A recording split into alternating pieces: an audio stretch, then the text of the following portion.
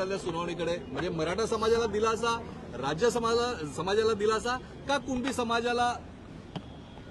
याच्यामध्ये आज असं झालेलं आहे की शासन निर्णय जो 2/9/1925चा इश्यू झालेला आहे, त्या शासन निर्णयामध्ये मराठवाडा प्रांतातील जे काही कुणबी समाज आहे आणि त्यांच्या गॅझेटियरमध्ये ज्या नोंदी सापडल्यात त्याच्या आधारे जी लोक शहरात स्थायिक झालेली आहे, ज्यांनी आपली मूळ वस्तीस्थानं सोडलेली आहेत, त्यांना त्यांच्या नोंदी माहीत नसल्यामुळे हा जो शासन निर्णय जारी झालेला आहे तो माननीय संदीप शिंदे समितीच्या आधारे जारी झालेला आहे आणि अशा लोकांना त्यांच्या गावाकडे जाऊन प्रमाणपत्र काढताना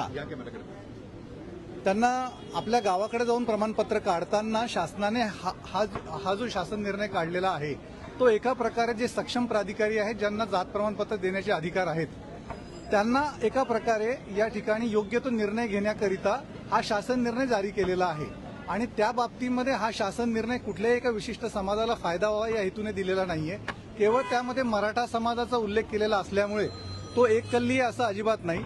माननीय उच्च न्यायालयाच्या आजच्या सुनावणीमध्ये माननीय उच्च न्यायालयाने यामध्ये शासनाला त्यामध्ये प्रतिज्ञापत्र दाखल करण्याची मुभा दिली असून 4 आठवड्याचा कालावधी दिलेला आहे. परंतु आज रोजी माननीय उच्च न्यायालयाने त्यामध्ये कुठलाही अंतरिम आदेश दिलेला नाहीये. पण 4 आठवड्यानंतर उच्च न्यायालय स्थगितीचा आदेश देऊ शकतं असा एक आशावाद यापुढे याचिकाकर्ता नाही. आज जोपर्यंत त्यामध्ये कुठलंही प्रतिज्ञापत्र दाखल होत नाही, शासनाची भूमिका स्पष्ट होत नाही, म्हणजे या याचिकांना मध्ये जे मुद्दे उपस्थित केलेले आहेत त्याच्या बाबतीत जोपर्यंत शासनाचा त्यामध्ये कुठलंही प्रतिज्ञापत्र येत नाही तोपर्यंत यामध्ये माननीय उच्च न्यायालयाने कुठली अंतरिम भूमिका घेतली असं म्हणता येणार नाही.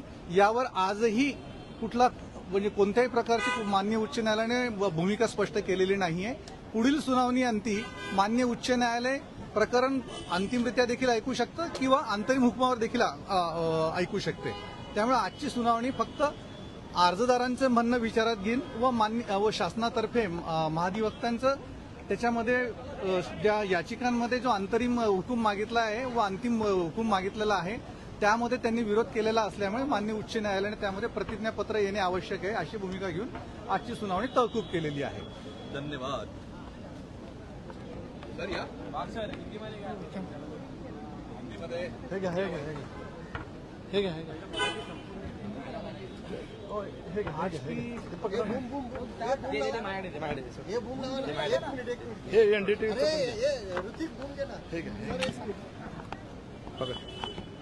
आज की कार्यकर्ता इकडे